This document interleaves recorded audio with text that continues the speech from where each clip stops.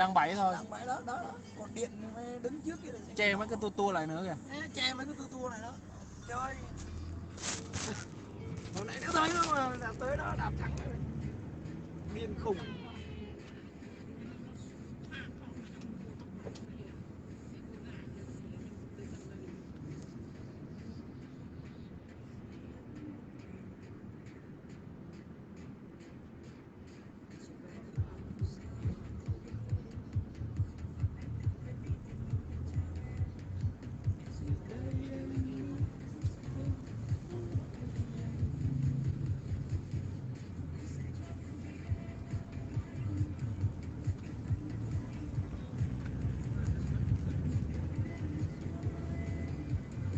Ngày hôm qua ở bên kia 2 ngày, khách Đắk Lắk của Sài Gòn đổ ra Gia Lai nhiều ghê.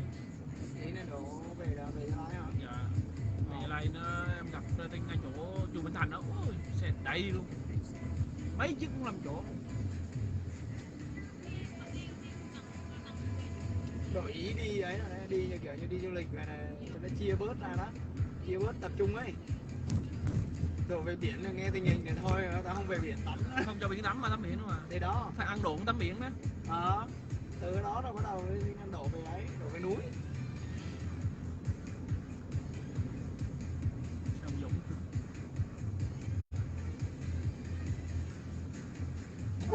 Dũng nếu là ở đây cũng dâm mời để máu ở nhà Phúc hết chứ. À nhà của anh cũng Phúc. Đấy hả?